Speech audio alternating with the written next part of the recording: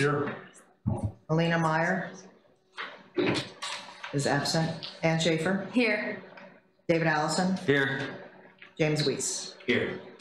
That's a quorum of council. Okay, so we have a quorum, and we're starting late, so we'll have the public hearing till at least 7:15. And if I could just get a brief explanation, maybe you have a handout in front of you on ordinance 1162. And did you want to just give us a brief? Sure. So this ordinance began back in December of 17, and it had 2 readings where it saw some changes, and then was back in front of you on February 7th for final passage. Unfortunately, the actual draft of the ordinance on February 7th that went into the packet had not been the one that was amended twice. On that meeting date, we never really looked at it much because it was referred, because there was a petition in place that had been certified at that time, so councils had chosen to not, just to refer that ordinance and see how the vote went.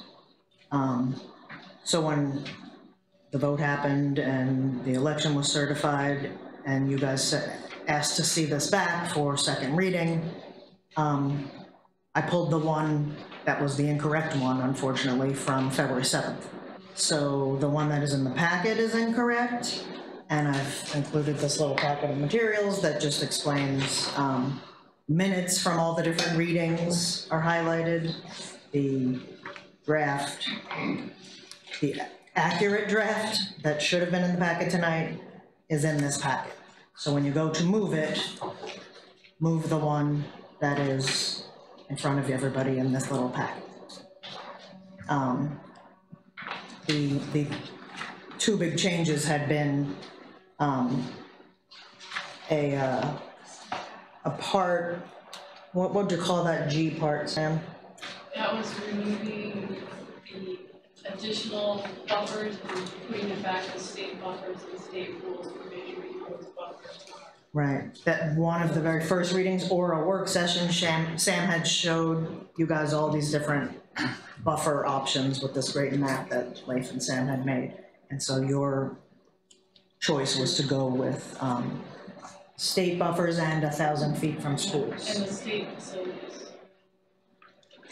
And then the second amendment had been to remove the surtax. And that is actually in the one in the packet and in the actual accurate one, but it's just those state buffer one that is what's missing. But we should still be good to approve it on second reading tonight with all that information being given. So. And so there's copies of this on the counter there as well. So if you'd like to testify on the ordinance 1162, just approach the microphone here. Or 1170 is also second reading. Sorry, what's that? There's a second ordinance for second reading and also. Yeah, or 1170. You can speak to either of those. So let me just read these. Ordinance 1162 is an ordinance of the City Council of the City of Cordova, Alaska, repealing and reenacting Cordova Municipal Code, Chapter 8.40, Marijuana Regulation, removing the expired temporary prohibition against marijuana establishments within the City of Cordova, adopting regulations for such establishments, repealing and reenacting Cordova Municipal Code Chapter 18.60, conditional use permits, to include commercial marijuana facilities as a conditional use within the city, and clarifying the conditional use process applicable to such facilities.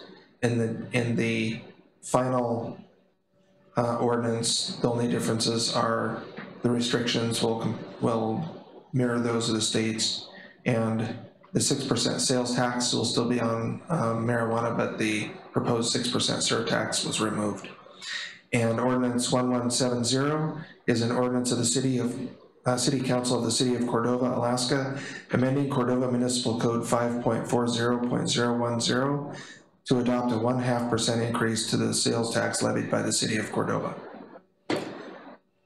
So if you'd like to speak to either of those, Just state your name for the record, please.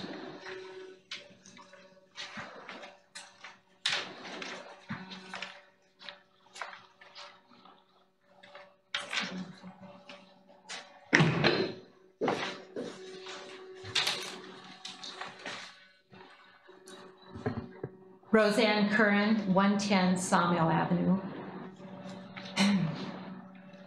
Marijuana harms the developing adolescent and young adult brain.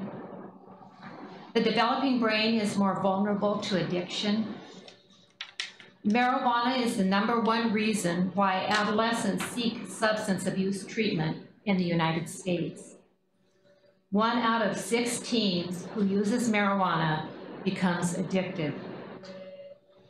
Marijuana's impact on the teen brain leads to an increased risk of motor vehicle accidents, sexual victimization, academic failure, permanent loss of IQ, and occupational impairment.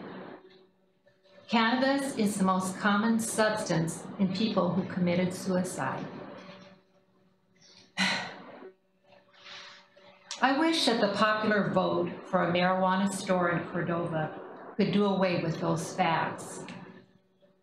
Unfortunately, the reality of marijuana use in young people is something that our city has to deal with. None of us want our young people addicted or turning to theft to pay for an expensive habit. But it is a fact that legal marijuana sales have increased youth use wherever it is present. What's to be done to protect our youth from exposure to harm? What about zoning laws? Right now, I'm confused at the moment, but I thought it was the city had set the zoning at 1,000 feet from a public school. Some of you know where I live by the baseball field. My house is 40 feet short of 1,000 feet from our local high school. With the current zoning, it's possible for a marijuana store to open within easy view of our local high school. I asked the city council to increase the zoning distance so that can't happen. Leaving the 1,000-foot zoning in place shows more of a concern for the marijuana store than for protecting our youth. Another tool available to the city council is to increase the sales tax on marijuana sales. This is a business that is known to be not in the best interest of our children. It has increased crime, car accidents, and emergency room visits accompanying it.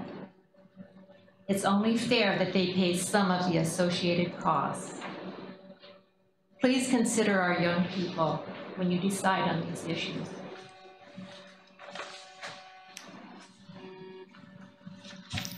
Thank you.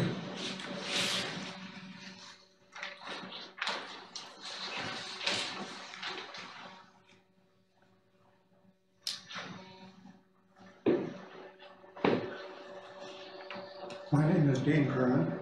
I live at 110 Sawmill Avenue. We know we're going to have a commercial grow site for marijuana. I have 3 concerns. 1, where is the wastewater going? It contains pesticides, fertilizer, solid material, etc.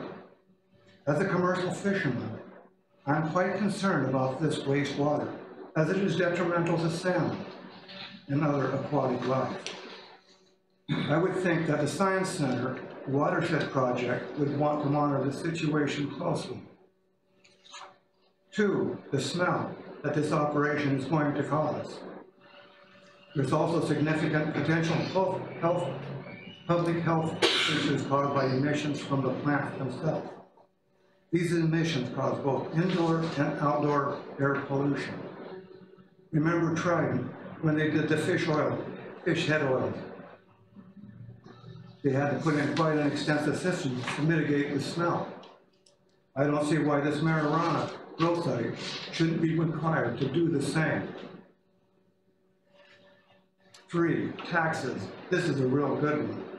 Passing out bonuses at the end of the year, and then turn around and see how much you can tax us more. Why don't you give us property owners a bonus by dropping the mill rate or value of our property? As I brought up before, raise the taxes on alcohol, tobacco products, and marijuana. The 6% sales tax on marijuana is not enough for all the social ills that it's going to cause. You charge a 12% bed tax on people coming into town. I think alcohol, tobacco products, and marijuana should pay the same. 12% or more will pay the same, or 12% or more. We want tourism to bring dollars into our community. You can't tax alcohol, tobacco, and marijuana enough to cover the expenses that it causes. And that's a known fact. Tax the social ills before you go after more taxes. Thank you for listening to my points.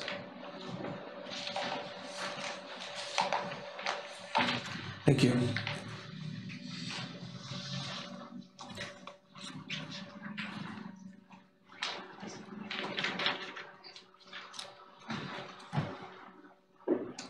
I'm William Deaton from 524 2nd Street, and I'm a high school student, and so my voice was not heard during the election.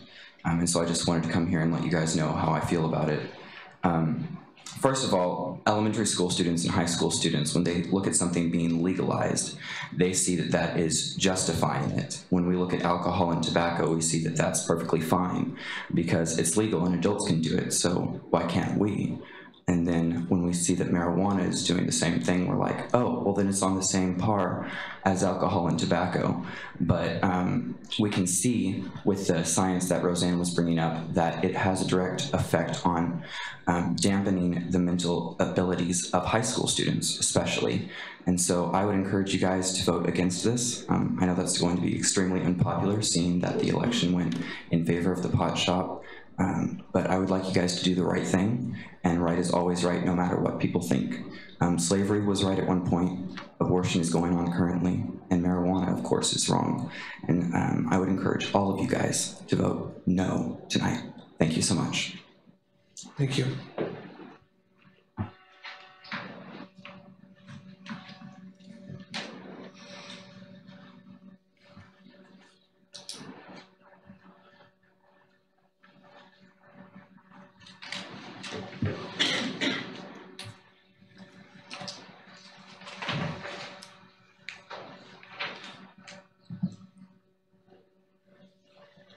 My name's Annette Deaton, and that was my son. And I live at 524 2nd Street also. I come before you as a mother and a concerned citizen.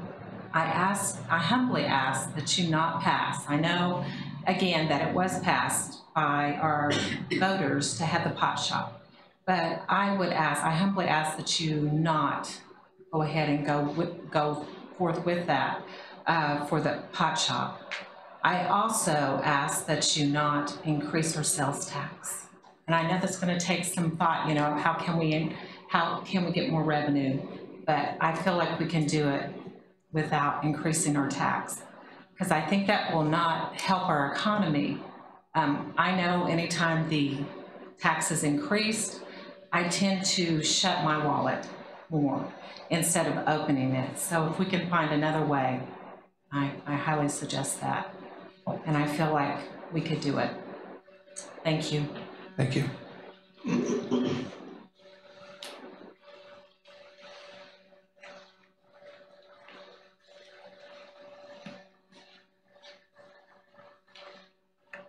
Further public comment on ordinance 1162 or 1170?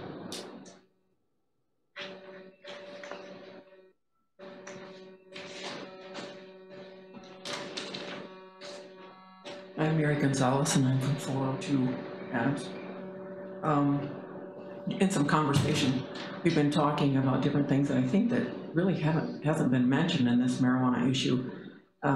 Maybe the effect on business owners, and the fact that a lot of them, because of the business they have, they're going to, and the safety that's needed in the workplace to have random testing or any kind of control in that area. Who pays for that? I know that in the schools, at the very beginning, when you're hired on, you have to take one of those tests and you pay for it yourself. And then if you're hired, then the school covers it. But talking with Martha, my sister, about what businesses are going to have to cover now, and the possibility of finding good employees in town that can pass the test whenever it comes by or whenever it's given. That's an important thing for our community. Another thing that I was just looking through the paper here, on the bottom of page 16, it says the city council is designated as the local regulatory authority, as that term is used in Alaska statutes, chapter 17.38, for any implementing legislation or rulemaking in this chapter. And I'd just like to ask you, I guess, you don't have to answer right now, but maybe to roll this around in your brain. What does that mean to you as a council? You guys are now the local regulatory authority.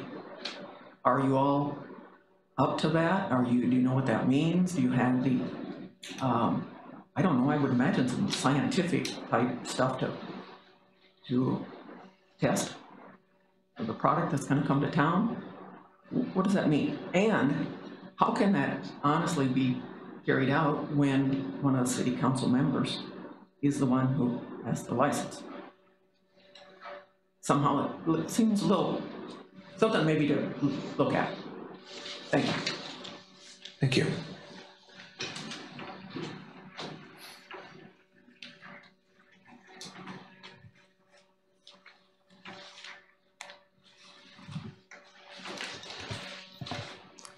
Further testimony on ordinance 1162 or 1170?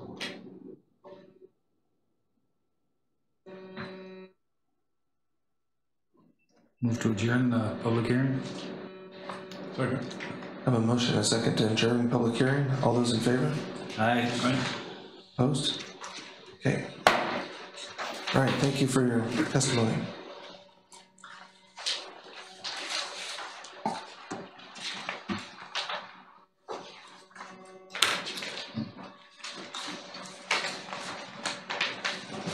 Ladies? Do you guys have amended on there, just so you know? Yes. It was an added executive session, I just wanted to.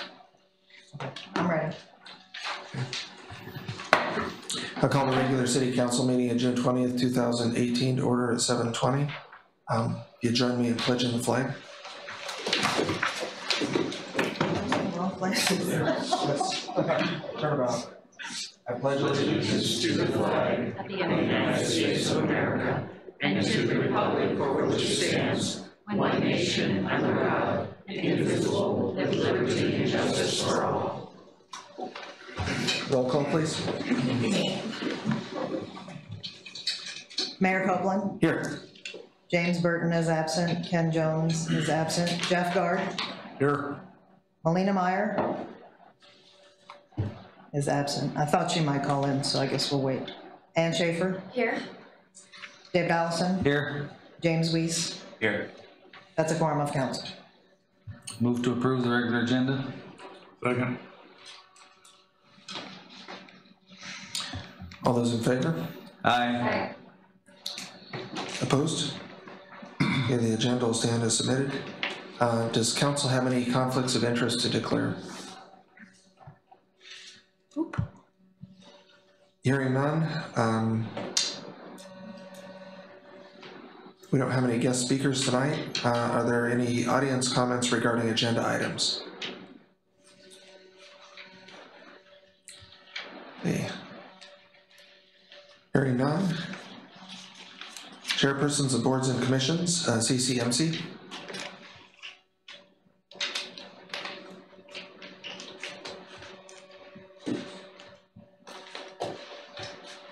Hi folks, Kristen Carpenter here. Is it okay if I Yeah. disrupt? No, that's okay, it doesn't have to be. So yeah, I can just give a board update, and I just thought I would, I don't know that I've mentioned this before, but the board spends about 15 or 20 minutes of each meeting doing a little bit of board development, and so some of the topics that we've covered since January include things like board staff communications, community health needs assessment, looking at sound alternatives grants, looking at the hospital strength index. When we had our May board meeting, we talked about the infection prevention program. And so it's just a way of getting people, because we have a new board, it's elected now, not appointed, all new folks. We're just working on getting everybody familiar with all of the functions that happen in running a medical center. So we've been doing that, and it's been great. It's been really, really helpful. We've been hearing from staff, which is really nice. The infection prevention one was interesting. The woman, Kelly Kajerski, who's the infection control nurse, came in and talked about how she had her little black light, and she was determined to find places where she could point out that people needed to do a better job of infection control. And she went in there and she couldn't find anything. She said she went everywhere, and she said that's how clean the hospital is. So anyway, that was pretty cool. We did have some turnover in the CFO position. You all have probably heard about that. So Scott has been advertising and then talking about a little bit new configuration of staff positions to help cover the financial management responsibilities. We had the auditors here this spring, and he's expecting an audit report by late July. We had a specialty clinic about a month ago, I think, with an OBGYN doctor coming in, and he was, I think, busy the whole time he was here and seemed to be pretty well received. We welcomed Gary Graham to the CCMC board, and we still have one more seat open, and we'll be filling that at our next meeting. We think we will probably be making a request to the city for some funding at by the end of July, particularly because August has 3 pay periods in it, and that's always the big crunch. Hers is obviously still an issue ongoing. And the electronic medical records, we've been implementing that in 2 units. So the one for the long-term care system is in place and functioning, and the one for the rest of the medical center we expect to have live by August 1st, I think is still the target goal for that. But so far, everything is on track. And the financials, we don't have, the financials I have are from April. We haven't seen May's financials yet. We're a little bit behind in terms of net revenue compared to where we thought we would be for the budget. So that's something we're tracking always. And yeah, I'm happy to answer any questions that people might have. Question, Councilman Gard? Hers is one thing that keeps coming up with it. We're currently keeping current on the current PERS. Right, on the... And the arrears, where are we on the arrears? In arrears. I mean, so we're not making any... Correct. Payments. Yep, it's a struggle. No, I understand. Yeah. So, I think one thing is that we learned is, I don't know how much this will help us. I think it'll just help with cash flow, basically. But the previous CFO was super conservative with what he was estimating we would need to pay for contractual allowances for Medicare, and it turns out he was conservative enough that we might not have to pay as much as he thought. So, it looks like that might be, we might have a little more wiggle room there, but I don't know how much of a dent that will make in the PERS. I believe Scott is working with ASHNA and other groups to try to come up with a statewide solution, but it's, yeah. It's a crushing debt. It's a crushing burden that everybody is wrestling with, I think. Yeah.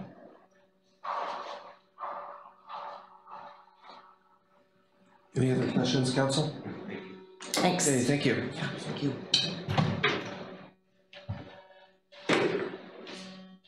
And school board, are there any school board members? A report? Okay.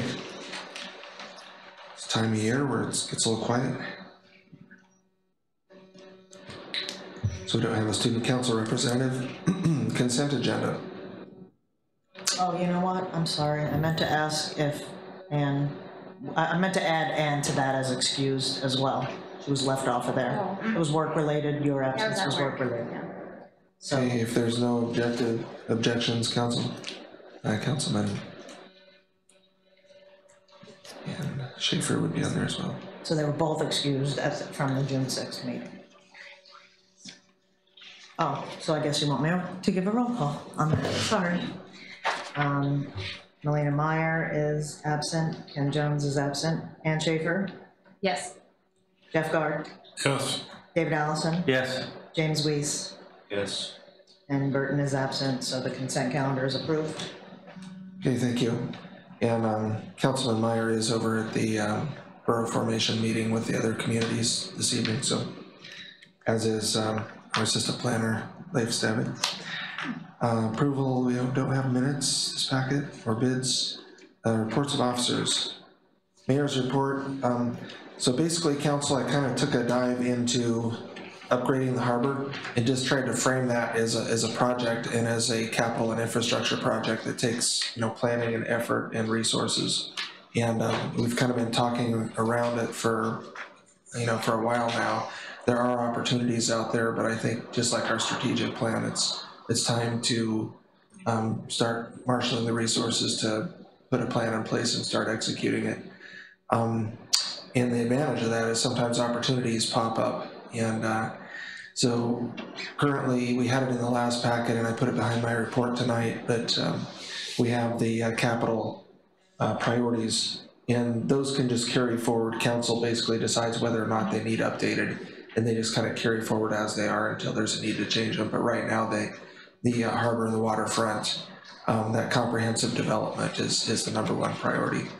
So we just got, actually it was from, we included in the packet a proposal from a firm in, they're actually Alaskans, they're working in DC now, but they've been real closely involved with all the waterfront, with most of the waterfront development projects on the DC end, where they can take the materials and shop them and try to get those projects. So I'm learning about that process, and in the WRDA bill, Waters and Resource Development Act, like they just passed a $43 billion package.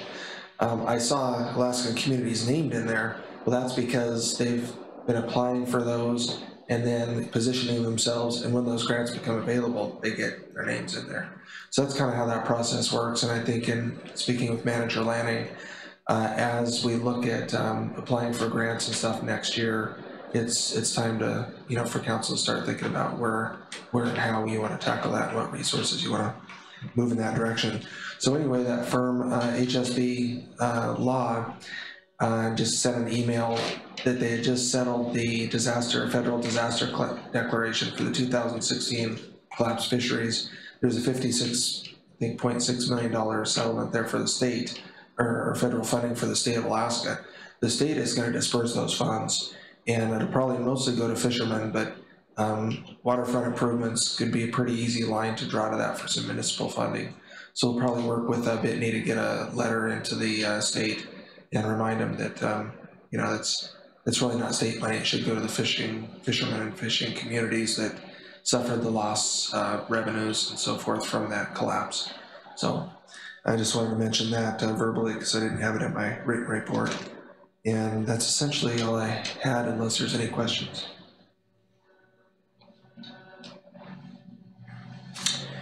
Okay, hearing none, manager's report. I sent you an email today, late today, that had the points from the recent collective bargaining that we engaged in, and it had a little index on there of the things that we agreed upon, mostly language changes and so forth, and then the 2.5%, as I had detailed to you before. Tomorrow I'm going to email a brief summary of the gross receipts tax. Basically, the gross receipts tax has a tiered effect, and a gross receipts tax, for example, is more punitive to a less profitable business.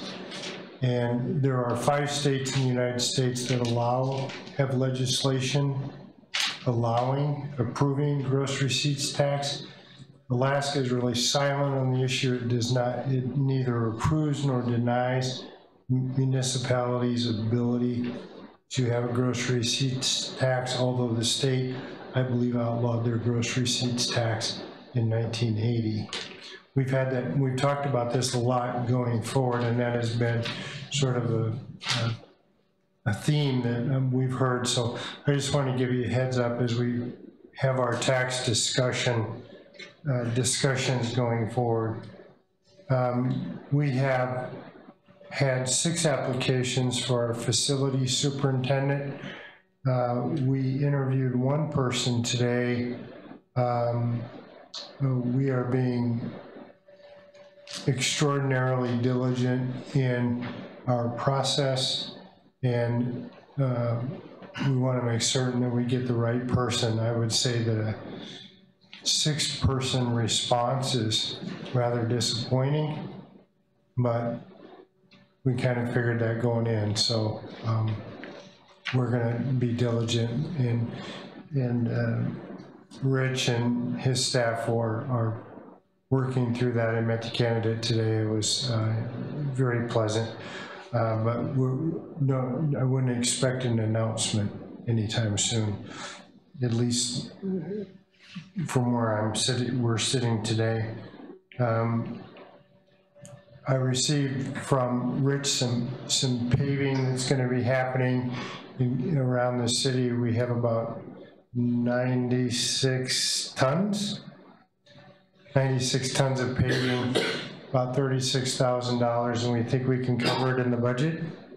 So I miscalculated. I thought it was 360,000. I was going to figure out my suitcase example. I was going to the suitcase to find it, but the corner down here by Fish and Game and a variety of places, we're going to get those paved as soon as we can. RFPs for the comp plan, we had 3 responders.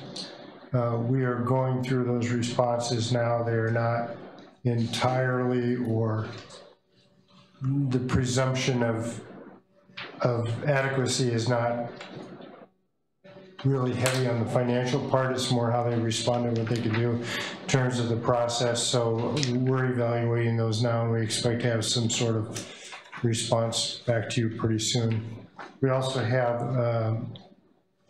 we're getting responses on the RFP for the build grant going forward. And I will say with the mayor's report today that we obviously get a lot of time to talk about these items that we don't get as a group to talk about and on direction, and I'm very convinced that, and you'll see in a presentation, as soon as I'm done talking, Sam's going to come up here and give you a PowerPoint on the Tier 1 grant, because there was a push to apply for a Tier 1 grant. So I just want to give you I think our methodology should be very strategic. Instead of jumping into any of these, as we talked about the build grant next year, getting someone to professionally write that build grant, spending some money going forward, we should take the same tactic with regard to a Tier 1 grant. I think it's incumbent upon us to sit down with the harbor master, the harbor commission, the city council, whoever else you want, and come to an agreement of what we're going to do and how we're going to do it. I gave the example on the board of a $10 million project, 5 we get from the state, 5 we have to fund ourselves, and how we could potentially pay for that. We need to have that all figured out and sorted out. My point being this: instead of chasing a variety of fixes at the harbor, we should have a plan in place with our funding designated so we know where we're going and what we're going to pursue. And then we can sort of stop paying attention to all of those little chaser things that various people's groups and individuals would like to talk about. So with that, I'm going to turn it over to Sam and let her do the PowerPoint. And Tony participated in that as well. And then if you have any questions for me, I'd be happy to answer them. Oh, and by the way, while I'm commenting here is, one of the commenters that came forward on the ordinances, as we were talking about taxing, indicated that, perhaps we should lower the mill levy. and just for those people who are sitting in the audience and listening right now, our proposed budget methodology beginning last year on our 3-year plan was to consistently budget the same dollar value for property taxes, 2.533 million. Effectively, what that does is it lowers the mill rate, and I think as a group, we committed to that number for 3 years. And so we're fulfilling that responsibility, and the mill rate goes down from 12.35 to 11.81, even though it produces the same amount of revenue. So it does have a lowering effect on individual properties. The greatest portion of that, the increase in value came from a 2-year or 3-year reevaluation of many of the commercial properties in town, and added value there. So just so I want to get that on the table for everybody so they can hear it, as we promised we do a couple years ago. No. Ready? No, don't. Okay. So I'll try to talk into the mic. Like a good girl. So I put this PowerPoint in the packet because I wanted you guys to have some time to look about it and think about it. So I'm not going to read every bullet in the slide. So a harbor facility grant is by the state. There's a tier 1 or a tier 2. If you're tier 1, the harbor had to be previously owned by the state and now by the city, and you can only have one tier 1. Tier 2 consists of all other harbor facilities in the state and those facilities which have already received a tier 1 grant. So tier 2 is much more competitive. Tier 1 has priority over tier 2 awards. And I've heard 100 times that there's only 2 or 3 tier 1s remaining, but according to DOT, who takes care of this grant, there are still 45 tier 1s remaining out there. And mostly that is because other places have multiple harbors that can qualify for tier 2. So it possibly could be 4 or 5 communities, but there's a lot of possible things. You have to have your match in place prior to the application being submitted. If you do not, you don't have a complete application. Very important. So what's eligible for tier 1 or 2? In our case, pretty much everything that P&D told us was wrong with our harbor is eligible. There is no upland work eligible. So that's what's not eligible. No dredging, no breakwaters, also no buildings, and engineering and design is not funded through the grant. So that is a cost that the city will have to incur throughout this process. So tier 1 or tier 2, I think kind of the remaining scenarios could apply to either. You just adjust the values, but some of the advantages maybe of a tier 1, even though it's a huge match, is there's a one-time mob and demob cost. I mean, if we drove pilings, that could be substantial. The harbor has a lump sum that they could contribute. If we did smaller ones, that lump sum would decrease, and engineering and design would have to be taken out every time. From P&D's cost estimates, if we replaced all the pilings, and that's still something that's being looked at that Tony can talk about a little bit later, we could do GHJ floats and all the pilings and all the utilities, which is electric, water, and fire water, and replace the 3 gangways, which would meet the new ADA length requirements. I think the other thing about a tier 2 is it's going to be a much more competitive grant because of probably the number of people who may put in for it. So those are kind of the things. So I'm going to move forward just talking about the tier 1. So where do we get $5 million? You know, the permanent fund, a bond to the people. We do have an RFP out for the build grant, which is formerly the Tiger Grant. You know, if it's awarded, it could be used as the match. So that's an option. I mean, I'm open for all options, but these are the three that we really came up with that could be a possibility. So what would the payment be? If we did a 5 million bond for 20 years, you're looking at about 400 grand. If you did 4 million for 20 years, you're looking at 300 grand. So how do we get that? Well, you can raise the harbor rates. You could put some kind of tax, either personal property type where it's assessed or a flat tax on boats over 20 feet. You could establish some kind of new maintenance fee for harbor users. You could establish a local fish tax with a portion committed to the harbor maintenance. These are all ideas, nothing vetted through a lawyer. I don't know all the rules on some of the taxes and fees, but just some ideas. And certainly, whatever else we can come up with the Harbor Commission and the Harbor Master to try to figure it out. We do think that the payment should not come from the depreciation funds. That money is maintenance money for the remaining floats that we couldn't fix. All of the harbor, the buildings, the fleet, the shipyard, the bathrooms in the North Pill. And if you take that money and make it towards a payment, you're just going right back to where we are right now, where we have a maintenance issue, basically. So those are also estimated interest rates. That's an unknown at this point, what the interest rates would be when we got to there.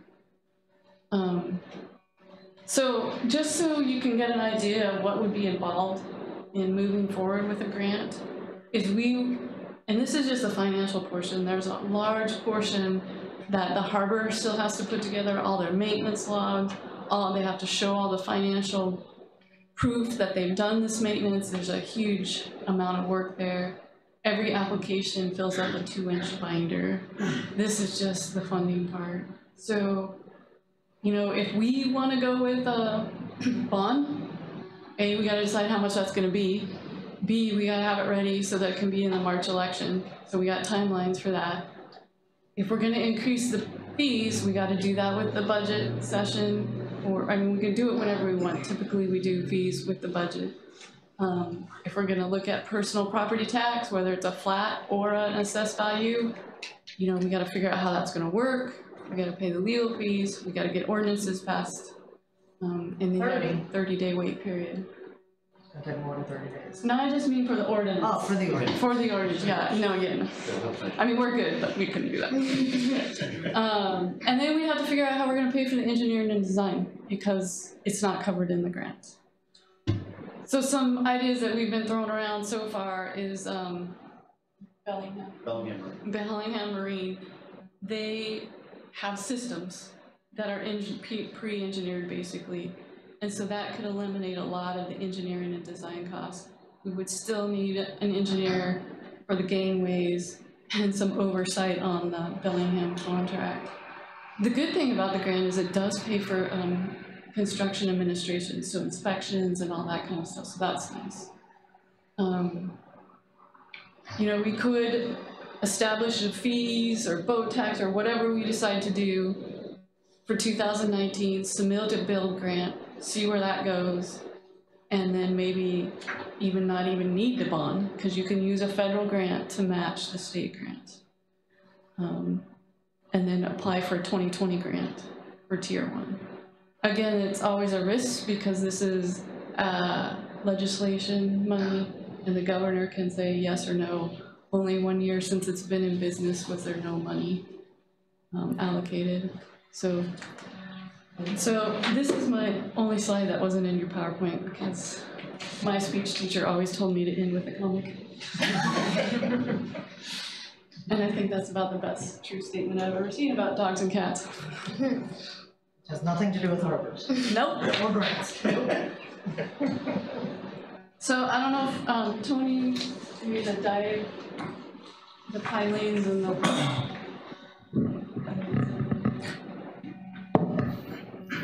Well, for the grant and to decide if we're going to replace pilings, you got to have an inspection done. That's going to be a below the water inspection. So it's pretty in depth. We talked to Andy Craig, and he's done a couple dives on 4 pilings just to check to see how it would be done. He's got all the materials. He's actually worked with a few people that have done it. And you got to go down above the mud line, scrape off about a 2 foot by 2 foot space, and then bang on it with a hammer. See if it starts to fall apart, and if not, then you continue to bore into it with a drill. And that's on the creosote pilings. With the metal ones, you'll have to get some kind of equipment to drill into it underwater, which he doesn't have, so it's a special piece of equipment. And what do we estimate on the pilings? There was over 200 pilings to go through. So you may have to do every single one to decide. We don't know yet, so we're kind of looking into that. And then with the steel pilings that we do have, they have zincs on them, but they do have to be welded on, which right now, I don't know if anyone does any underwater welding, which would be pretty expensive. But talking to Andy Craig, we could possibly do some kind of band that would go around and connect to it that would hold that. So we may be able to reuse those pilings if we continue with the configuration we have. And P&D's assessment, the upper portion of the pilings are good. Right. So, but if one piling breaks because they weren't tested, I mean, you gotta get a pile driver out there. You know, it's a huge expense. So, looking at the actual tests would be probably money well spent. Just another thing that would have to be done before we get a decision on exactly what we're moving forward with. So, yeah, because we estimated about it's about $10,000 per piling for steel piling, and then by the time you pull the old one and drive the new one, probably another 10. So about 20,000 per piling. So, and then of course, if you mob and demob and do it in phases, it's even more. anybody have questions? How many pilings are there? It's 200 times 400 or times 20? 20. Okay. It's substantial. Yeah, It's a lot. savings, but Yeah, I think it was 240 something pilings. if the pilings are bad, and 5 years after we're done with this, 6 pilings break, you're gonna spend that money again. It's kind of like putting your electric on the ground. You make sure you're making a good choice. And the other thing is that P&D estimate is a very, you know, they're giving you very rough order of magnitude estimates. So there's a lot of refining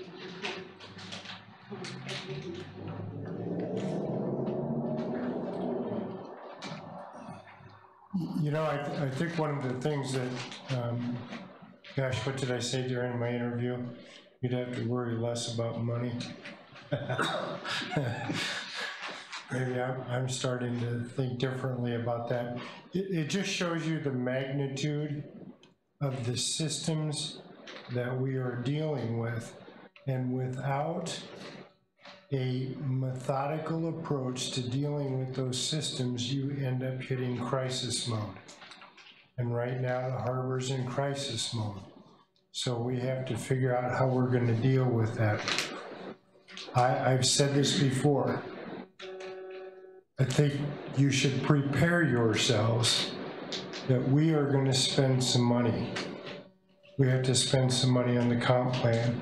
We have to spend some money on preparing a build grant. We have to spend some money on, you know, we've touched on this lobbying group in DC that's from Alaska. I mean, that money is well spent in terms of your ability to secure the funding necessary and just getting the word in your ear in advance of things that are going on in DC, for example, with WRDA and different funding mechanisms that help you get to that point. And we're really at the crossroads. Are we going to be stagnant or are we going to be proactive? And we're trying to demonstrate to you and show to you what proactive means and what it looks like to us in moving forward. Is this the absolute best project? You know, we did an estimate a while back with P&D and showed that with harbor expansion and so forth, really we could do a $72 million project. We need to decide what will $10 million get us? And we need to figure out how we're gonna proceed with moving forward on that kind of a project to do the best we can. So it's serious money, scary, but I think we can do for it. And I think it also demonstrates the need for some sort of tax thought. For those in the audience, so, you know, just before my arrival, we were working with $12 million. Some of that money came from outside sources. But this year, without any new revenue, we're probably going to be south of 10 million. And we haven't changed a thing. We're still doing everything we can with less money, but there's a point where it just becomes unrealistic and you have to start thinking about the services and so forth. And that's kind of the seriousness of where we're at. Questions, council? Sam or Tony?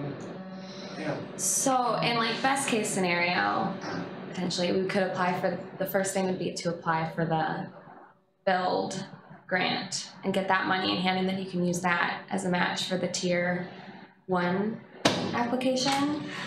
And those can be greater than 5 million. I think procedurally, that's going to be a problem for us because the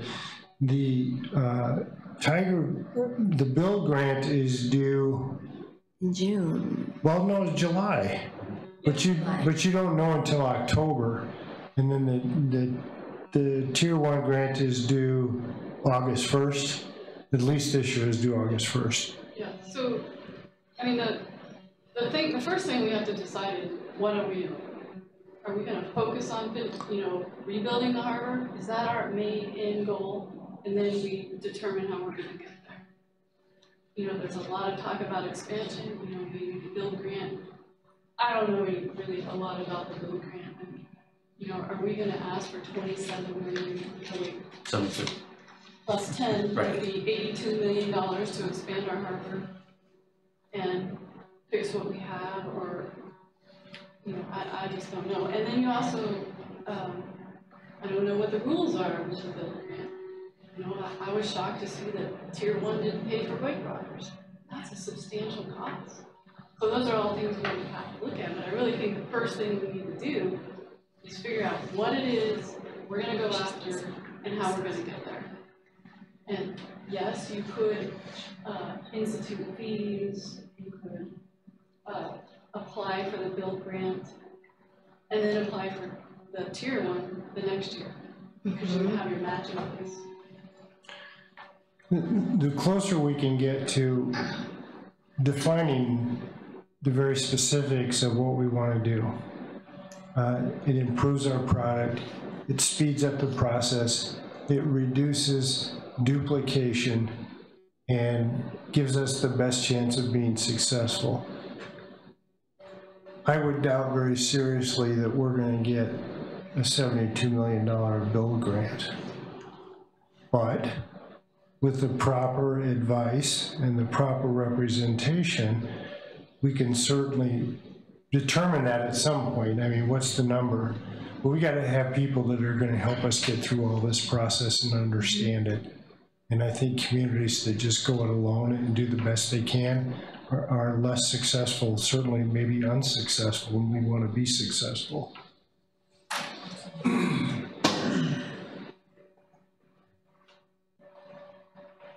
Questions, council?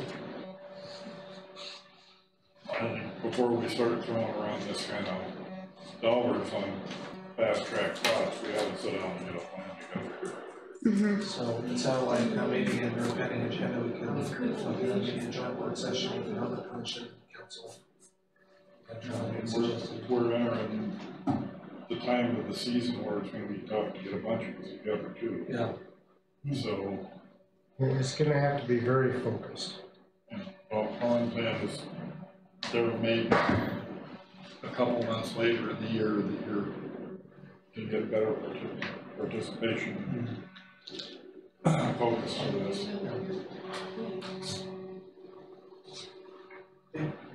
questions on the presentation? All right, thank you. Thank you, guys. So, are you good with that? Yeah, are we there? Oh, we're under there. Just stay where you are.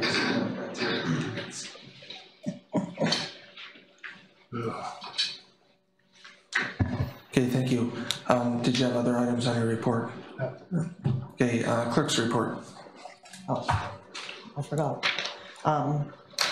So I've been away for a couple of weeks and just kind of catching up and came to the mess of 1162, but we've kind of gotten that resolved, so that's kind of good. That's all I have. Okay. Any questions of the clerk? Okay, we have correspondence, and this is from, I want to say the firm name, HSBG Law. And I had a chance to meet with them when I was in DC. Like I said, they're Alaskans that represented a lot of Southeast communities in their efforts, and I think it's something for the council to consider to start getting some advocacy in the right places, especially with the trifecta that our legislators have been pointing out, the build grants, the WARDA bills, and the infrastructure package that it's been kind of on again, off again, but I think is a commitment of this administration, so. And ordinances and resolutions. Ordinance 1162, an ordinance of the City Council of the City of Cordova, Alaska, repealing and reenacting Cordova Municipal Code Chapter 8.40, marijuana regulation, removing the expired temporary prohibition against marijuana establishments within the City of Cordova, adopting regulations for such establishments, repealing and reenacting Cordova Municipal Code Chapter 18.60, conditional use permits, to include commercial marijuana facilities as a conditional use within the city, and clarifying the conditional use process applicable to such facilities. And this is a second reading.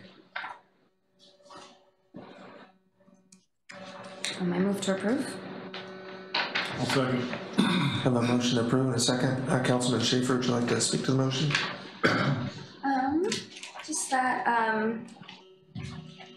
local Cordovans have voted on this issue twice.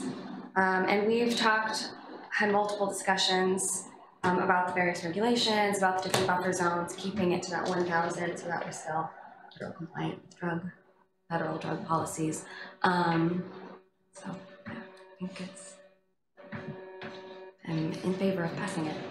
Okay, Councilman Gard. Yeah, we have done a lot of work, and I know it's an emotional issue in the community. There are a lot of things like Ann was talking about. It's a 1,000-foot buffer for the schools, not a 500-foot buffer. As in state, we went with the higher safety net for the kids in school. There are questions about whether we understood what it was going to mean to be a regulatory body and authority over it. Right now, we do understand that there's probably no dearth of marijuana in town as it is now, but it's completely unregulated. There are no communal controls over it. If we want to have any community controls over what goes on in our community, now that it's a legalized substance in the state of Alaska, this is kind of one of our best ways to do it.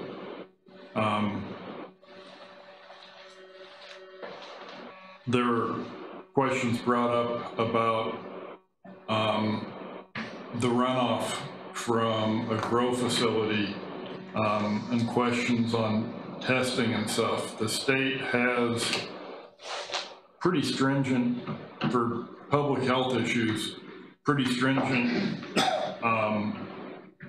testing requirements and contaminant levels for stuff.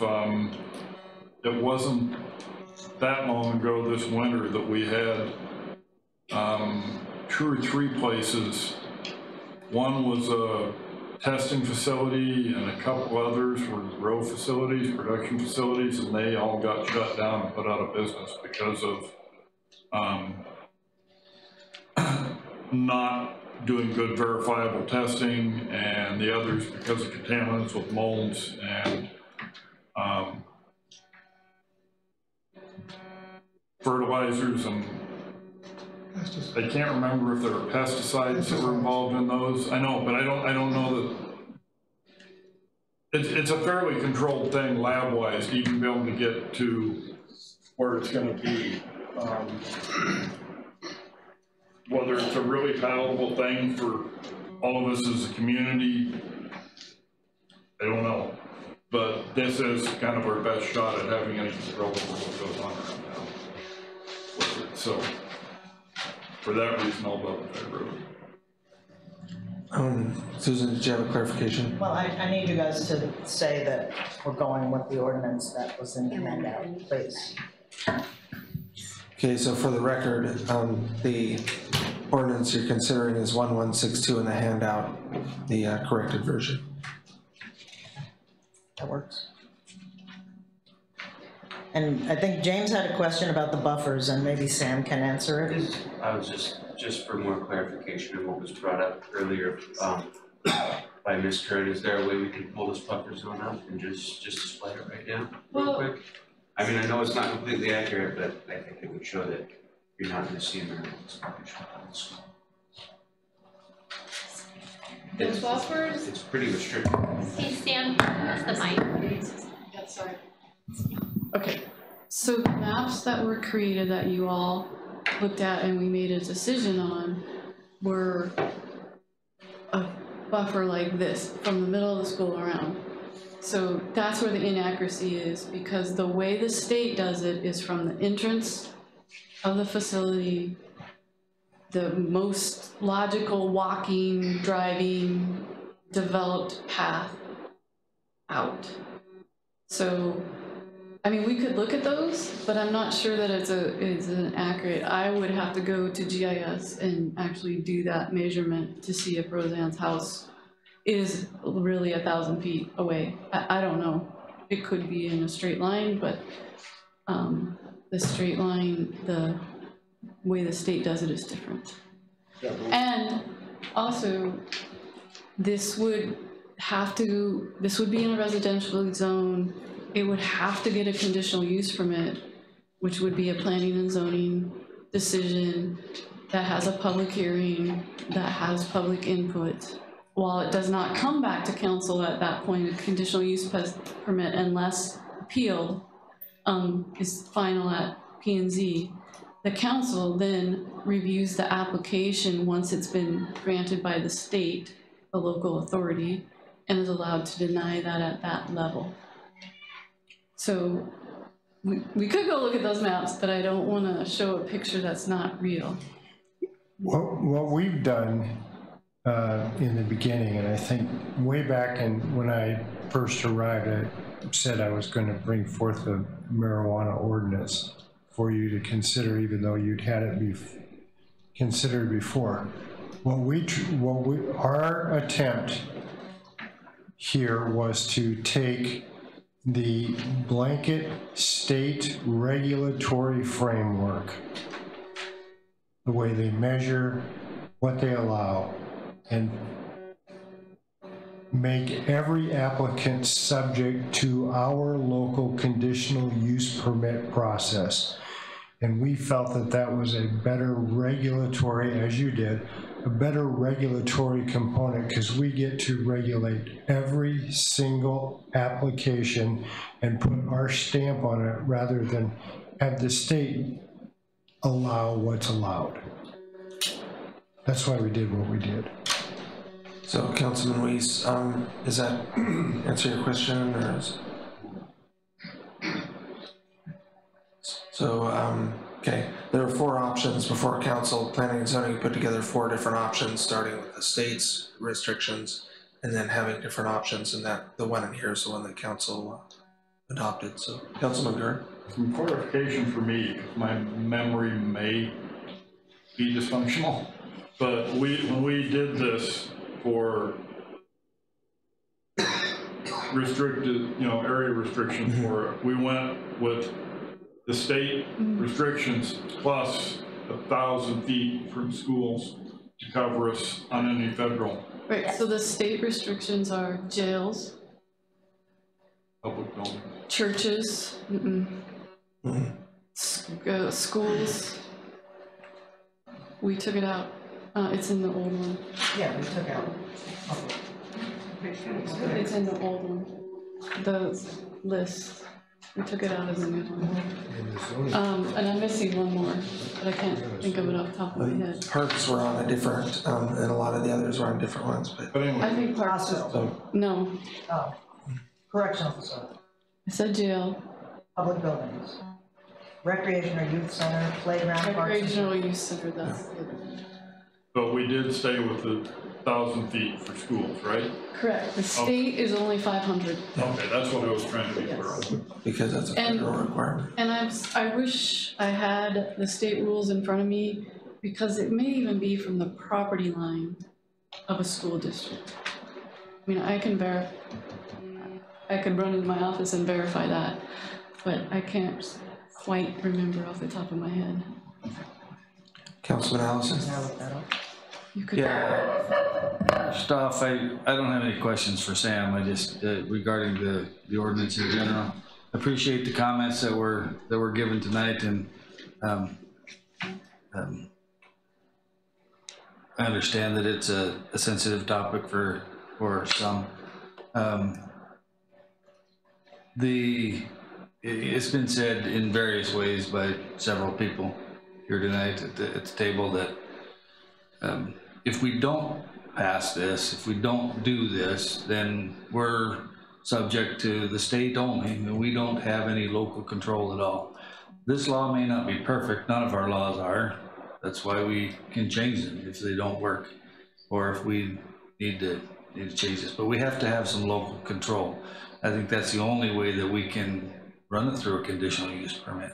You know, like you said, like Alan said, the council gets to review every application, and that, you know, if we don't like it because it can see the school, whether that's 1,000 feet or 2,000 feet, or, you know, if we don't like it at the time, then we don't have to approve it. So I think we have to have local control. This may not be perfect. If it needs to be changed, we can always do that. But I think it's the starting point. Specifically regarding this ordinance. Regarding the taxes on it, I think during the budget process, we'll be looking at a lot of options for a lot of various, I don't want to call them sin taxes, but grouping that marijuana, alcohol, tobacco, vices, or whatever you want to call it, that cause more police work, more health services work. Those kind of things have to get paid for some way, and anyway, this is a start, having some local control. So I will support this ordinance simply because it gives Cordova local control, and we're not subject to just the state doing whatever they want to do. So state sets the minimum, we can restrict it further from there. So I will support it. Further discussion, council? Councilman Luis? No, I was. Oh, okay, sorry. No, I wasn't actually, sure. Okay. No, I was just gonna say that between schools and churches and all these restrictions, a large area of this town where it might be able to put an establishment you can't have one, and anything else would be in a residential zone that you'd have to go through a whole planning and zoning process for. Like, it's largely restricted here. There are not a lot of places you can have an establishment. And as far as us putting a tax on it, I think we've just had a discussion about how methodical we're going to need to be with implementing taxes, and so I don't have any plan for changing a surtax or creating a luxury tax yet, but I would say it's definitely on the table for future plans. And that's it. I can read from the regulations, I can read to tell you the distance. The distance specified in this subsection must be measured by the shortest pedestrian route from the public entrance of the building in which the licensed premises would be located to the outer boundaries of the school ground, the outer boundaries of the recreation or youth center, the main public entrance of the building in which religious services are regularly conducted, or the main public entrance of the correctional facility. So that's a little confusing, but the licensed premises door, I guess, to school grounds. So it's wherever the school grounds end, which maybe is like their parking lot, I would think, it's coming this way. Does it say grounds or parking? Grounds. The school ground. I'm assuming it's their entire property line, like you said.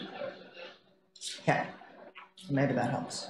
Okay, any further discussion, Councilman Byrne? Just one other point to bring up. If we don't do this for any control locally here, and we say we're not gonna have this here in Cordova, there is land here that is not within the city limits of Cordova that we're not gonna have any control over. It's not gonna be as much of a public eye for keeping an eye on what's going on and stuff. I think this is our best shot at having any control on what's going on. Okay. Further discussion, council? Okay, roll call vote. So on ordinance 1162, as in the handout, James Weiss, Yes. Ken Jones is absent, Melina Meyer is absent, Ann Schaefer, Yes. David Allison, Yes. James Burton is absent, Jeff Gard. Yes. Motion carries 4-0. Okay, ordinance 1170 is an ordinance of the City Council of the City of Cordova, Alaska, amending Cordova Municipal Code 5.40.010 to adopt a 0.5% increase to the sales tax levied by the City of Cordova, and this is a second reading.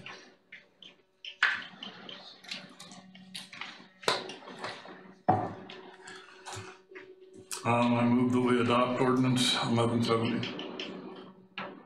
Have a motion Second. and a second. Councilman Gard, would you like to speak to the motion? Yeah, we've got a pretty bare bones budget as it is this year. We don't have a lot of dollars in for fluff, very little in for maintenance. It's pretty bare bones. And we blew a $340,000 hole in it when we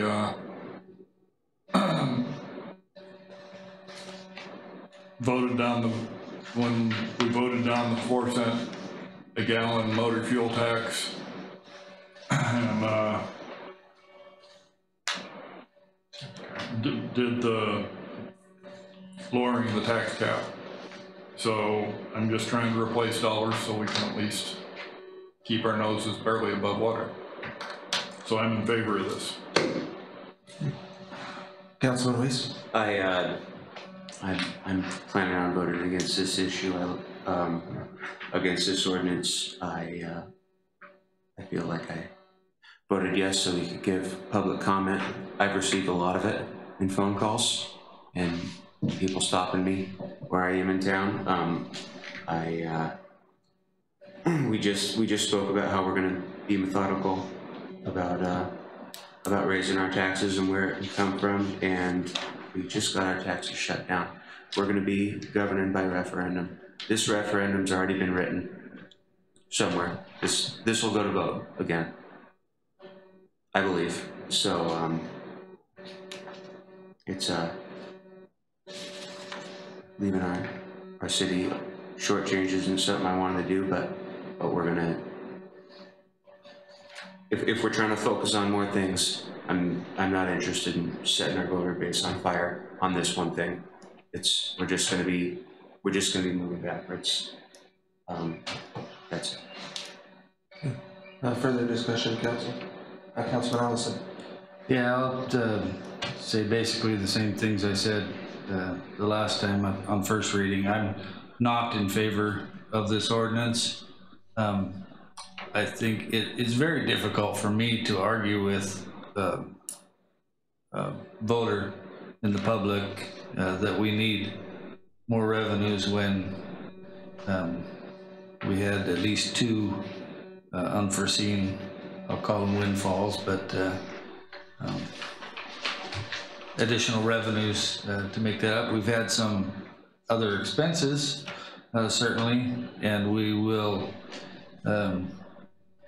contrary to what Manager Lanning says about there being an easy budget, I don't think this is going to be an easy budget. I think we're going to have a, you know, I don't own a business that gets regular people in all the time. But I would venture to guess with the Copper River not being open yet this year that some of the local businesses are having less sales taxes than they've had in previous years.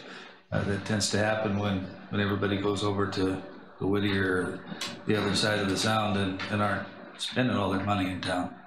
Not that there's a lot of money, and I'm not saying fisheries a disaster this year. We're way too early to be worried about that thing, but I just can't argue with the additional revenues that we've had that we need an additional sales tax at this time. I would prefer to keep this item in our money box over there for what we may be needing this fall during our budget discussions. Like Councilmember Weiss said, you know, it's we just had 2 recent referendums voted on by the public, and nobody's happy about more taxes no matter what. You know, I preferred the taxes that we had because that spread the burden out more amongst the general population and not the property owners, or not those long-term year-round Cordova residents. However, that failed. This wouldn't be any different in a vote, I don't believe. I think we need to give it some time to settle down. We're not in a disaster situation with our budget at this point in time. I think we're probably a lot better off now than we will be this fall, but that remains to be seen. So anyway, long and short of it is I don't support increasing the sales tax at this time. Doesn't mean that I won't ever support that, but today I just don't support it.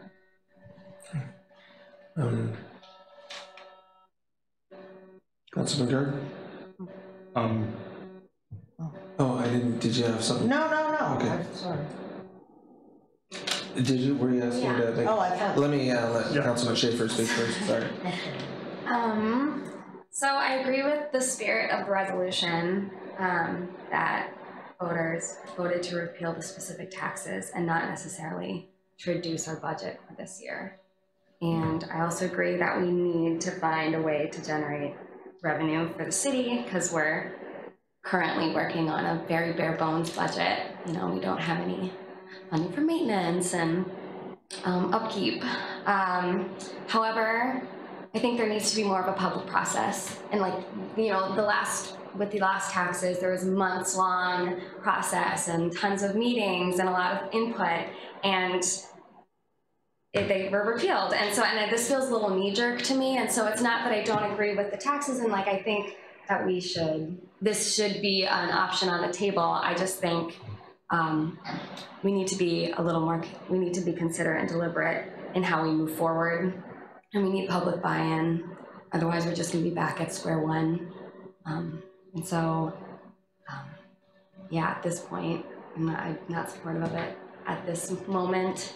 I think we need to have a work session or a town hall, or, you know, have community support, you know, and have them so everyone can see why we need this revenue and where we're going, and, you know, my opinion. Councilman Gard. I'm not trying to change anybody's minds with this. I know where this is going, and that's fine, I can live with it. We did do meeting after meeting after meeting after meeting, and tried to get as much involvement as we could with this when we did the budget before.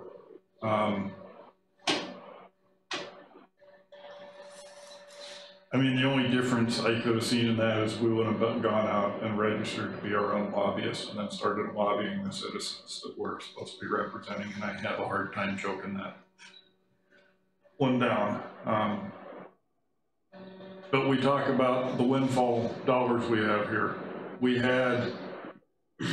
picked a number for raw fish tax that we felt would be high on some years, low on other years.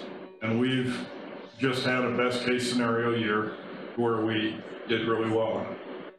I'm afraid that the fish tax revenue we're gonna get from this year, call it a disaster or whatever aside, the dollars from the early Copper River fish, and it looks like probably at least a good chunk of the Delta fish, because I can't see Fish and Game giving us a bunch of Delta fish when we're that far behind on Upper River fish.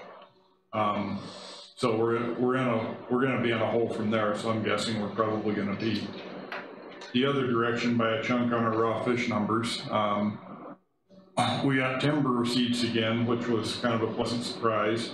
But the timber receipts we got were what, 200,000 less than we thought they were originally gonna be?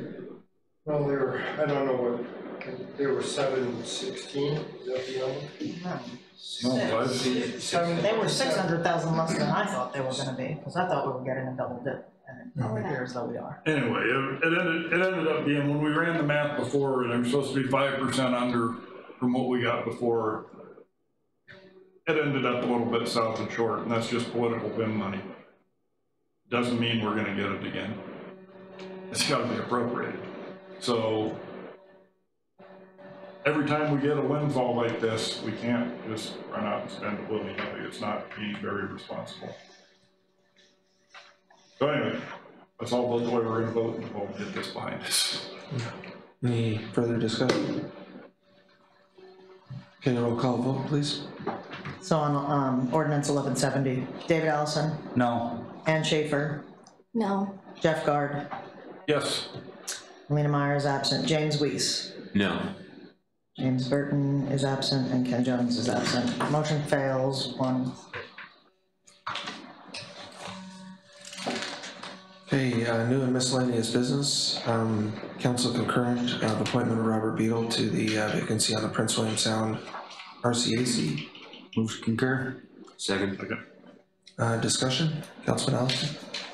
No, he's been serving, what, 5 years now on that? They're in the process of, I know he's very active in that organization, and he's, they're in the process of doing some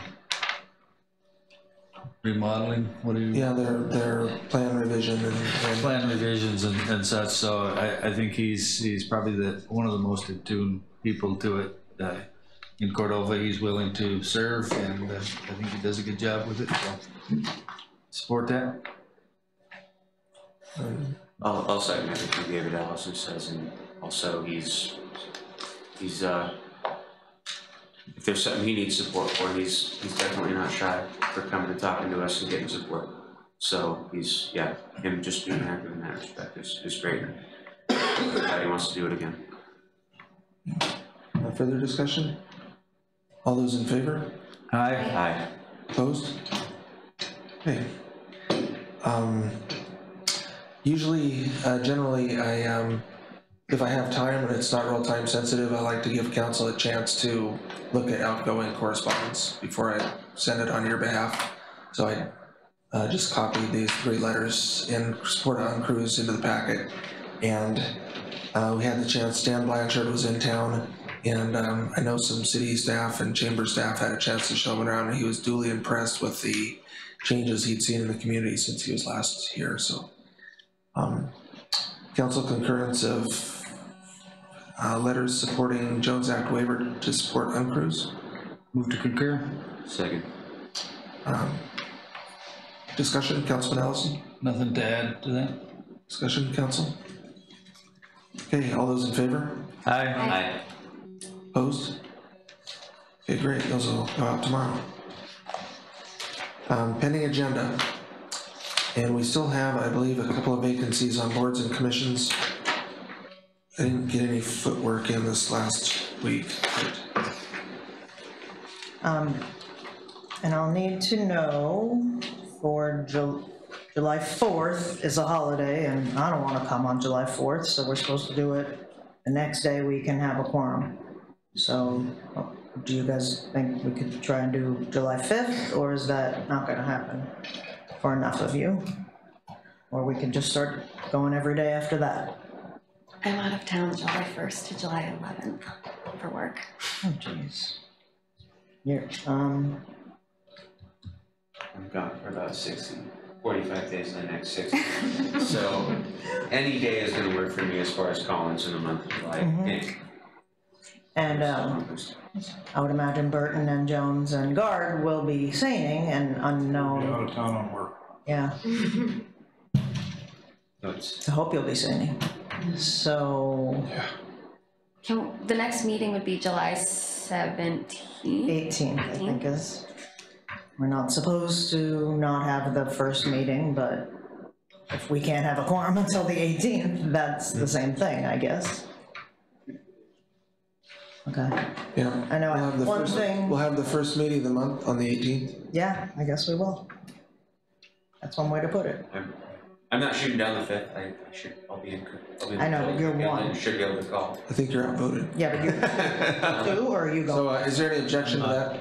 You're okay? My schedule is, Pretty open? pretty busy, yeah. Okay, So- I might just call if anything emergency comes up to just throw a quickie noon something if we have to. Okay. So we're going with the 18th. Okay. Pending agenda, I don't know if now's the time to consider representation for harbor work, but as far as a joint work session, I think council should think about getting a joint work session put together with Harbor Commission. Can we do it on the 18th as part of the work session? Do it as a work session, at least start an hour, give us an hour of time together to sort of lay the ground rules and the expectations. Councilman Graham? My only thing is the huge portion of the harbor users on the council are gonna be out and gone.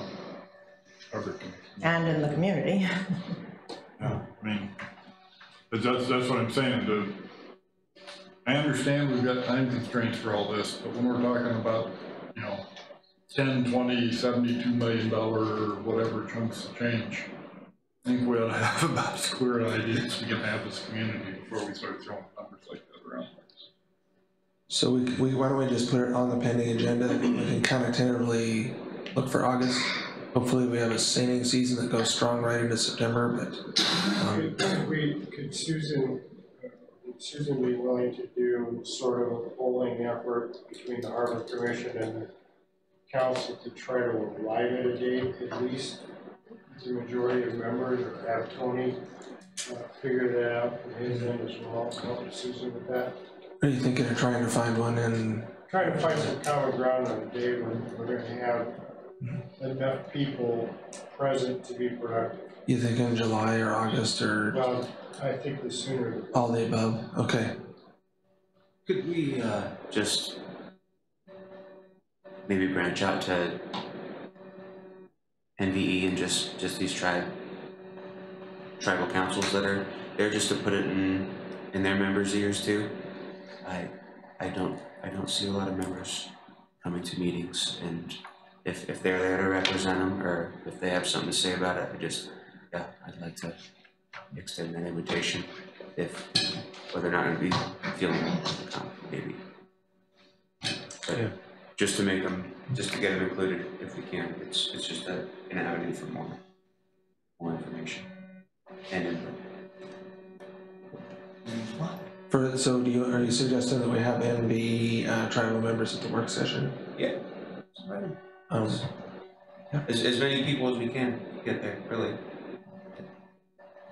Okay. Are we having a joint meeting? Because I mean, I just feel a little awkward inviting certain entities and not others, and then all of a sudden. I'm going through that thought process too. I think I'm not trying to exclude it, No. I think we want to advertise it really well, but I think there's some merit to that too, because there's Tiger grant applications there and so forth, so.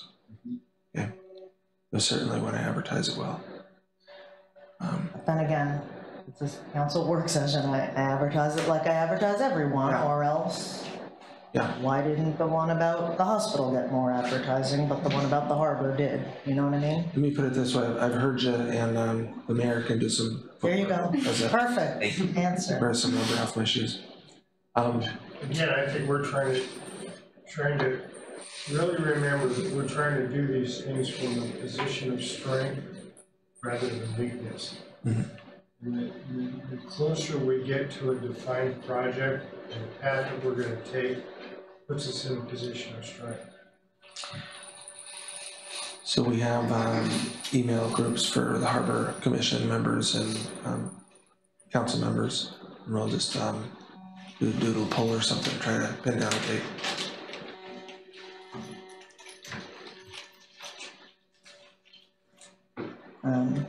I don't even know if I remember putting this on the pending agenda, but something on the 17th with the dam safety official. That's not a city thing though, right?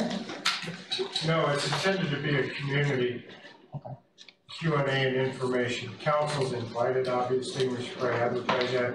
Yeah. But it's intended for him to do a presentation because we've had discussions about greaterly the city's participation, and one of the ongoing themes of that was dam safety. So we had an individual conversation with the state dam inspector from a staff standpoint, and we thought it was worthwhile to bring that person in, do a short presentation, and then answer community questions.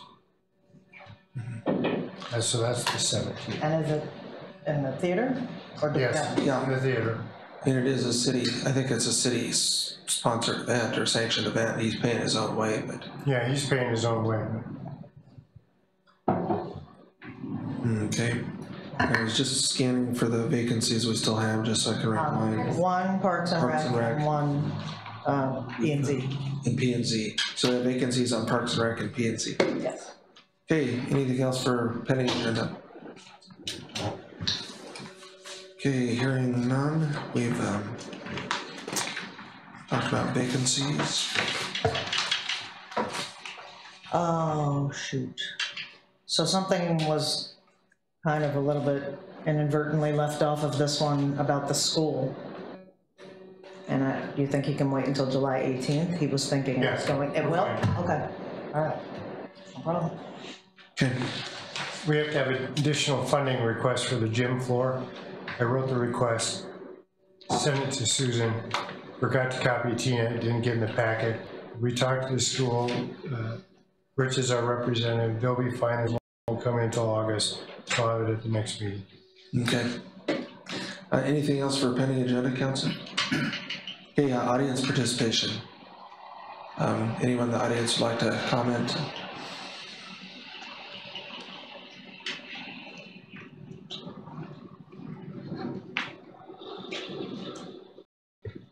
My name is Dean Kernan from 110 Solomon, Washington.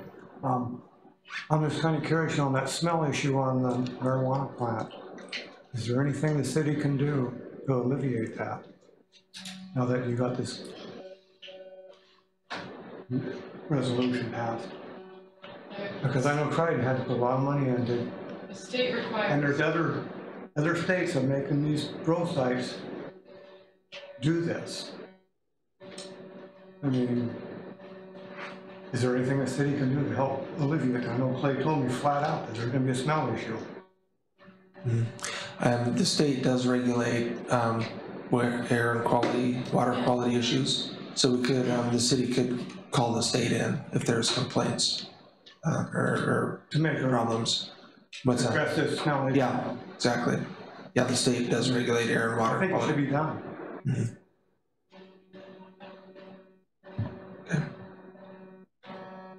And it sounds like the wastewater will be monitored. What is her plan? I mean, I'm sorry she's not here. She should be able to tell us these things. Mm-hmm. I think I'm sure in the permitting process, the state's going to require some plans in how they're going to manage these things, and I would guess there's probably a public component of that through the state's licensing process, where there's an opportunity for the public to maybe comment or review the plans. I would guess, knowing not familiar with that specific process, but. Because I know from what we've studied, it is detrimental to salmon, Okay. the waste.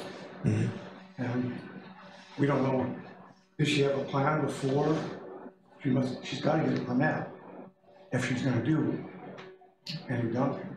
Or is it going to end up, is there a sewer we can put it into our sewer? I mean, then you're looking at more costs there at the sewer treatment plant too. Their application has to fulfill all of those requirements with the state prior to getting approval. They have to have plans in place. They have to have a variety of those systems submitted as part of the application process. Well, she must have submitted some applications. I mean, where's she at? I don't know the answer to that. I think as of a couple of months ago, she didn't have the permits yet, but. I think she had put it on hold until after the vote. Yeah, exactly. Councilman Gard. I mean, where we've all heard a bunch about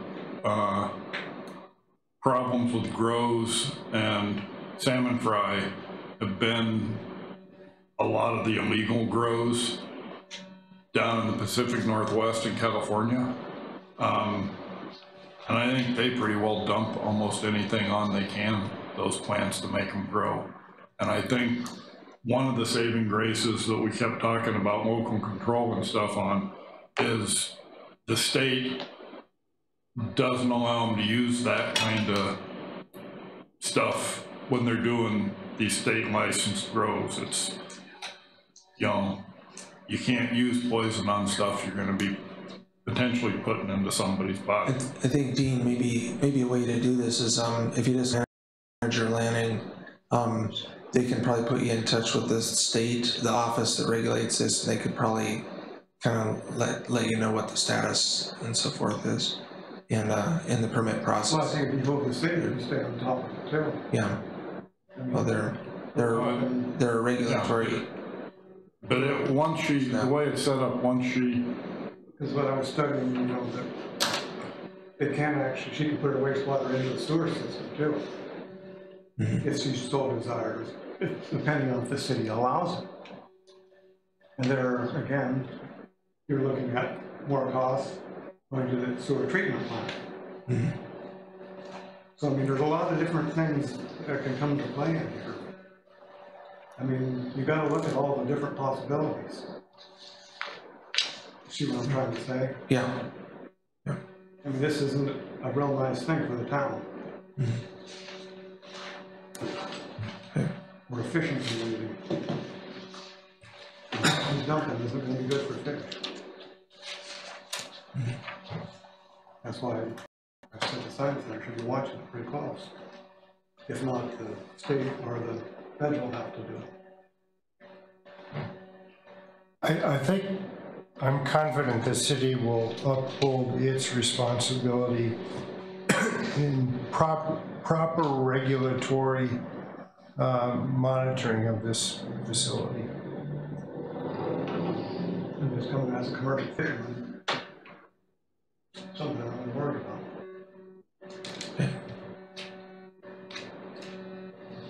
Thank you. A lot of years. Yeah. 38 years. On my one, more than that. Yeah, the state does have some pretty high standards, and like Councilman Gard said, it was kind of encouraging to see that the state's taking an active regulatory role to see that they're meeting water and air standards, so we'll just have to. Well, that's why I wanted to address the smell issue also. Yeah, well, that's something that the city does have a complaint basis too. If there are smells and citizens are aware of that, that's something that. I think we hired about 200 people now. And from what we found out, some people are allergic to that. It's not good. Will be released.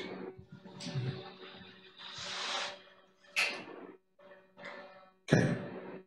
Thank you. Thank you for your time. Yeah.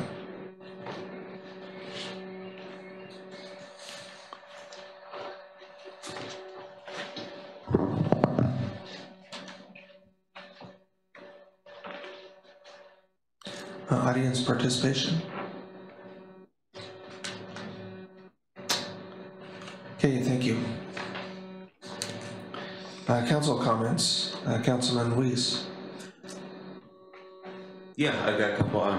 Thank you to Gary Graham for just continuing to find a way to serve on our health services board. Clay, thank you for your letters of support for these vessels pertaining to the Jones Act.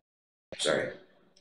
And I just for any member of the community who's interested, Melina's been pretty thorough or been pretty proactive in hosting talks and what she plans on doing. If you have questions, she'd be more than happy to answer them, as she stated several times, anytime she can. Anytime I have a question, she's prompt or giving these. I do feel like she's been pretty proactive, and I don't think her being a member of the city council is going to give her any leeway concerning the community either. It seemed like that was touched on earlier. Thank you everyone for coming in your comments, and that's it. Councilman Schaefer. Yeah, thanks everyone for coming tonight and sharing your comments. Really appreciated. Thank you to Robert Beadle for stepping up for the RCAC board again, and also Gary Graham for CCMC. And tell your friends about the vacancies on the boards and commissions. It's fun to get involved and be a part of making Cordova a place to live. Councilman Allison. Yeah, I too thank the audience for giving us their comments this evening. I'd like to give special appreciation to Councilman Guard for keep us and I'm not hearing the clamoring for any services to be cut, so somehow those have to get paid for. So anyway, thank you, Councilman Guard, for keeping us grounded a little bit there, and that's it. Thank you, Councilman Guard. No, about grounded, I'd just be argumentative at times.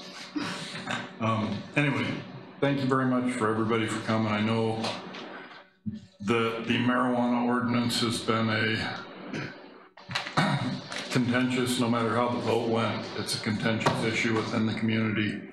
I still think this is our best way to control it. As Councilmember Allison said, none of this stuff that we do now is written in stone for forever. If we find that we need to make changes as time goes along to make this better fit our own community, then we can do that. But I think what we did tonight was in Cordova's best interest. It was just kind of a tough thing to do. Anyway, thank you very much, everybody, for coming. Appreciate it. Thank you. So we have executive session items as shown on this agenda. Alan, do you have anything on that Beecher one or not? No? No. Because Holly said she'd like to at our next one. Yes. Okay. So we do not need that one. Okay, so just item 16 for executive session. And was the CCMC administrator going to sit in on that? Yes. Okay. Mr. Mayor. Councilman Allison. Move that we go into executive session to discuss CCMC professional staffing changes and future contracts with local governments, positions, and anticipated financial applications, matters immediate knowledge of which would clearly have an adverse effect upon the finances of the government. And would invite Scott and Kristen. Oh, is that all who needs to be? That's it. Okay. Is there a second? Okay, we'll just we'll go into executive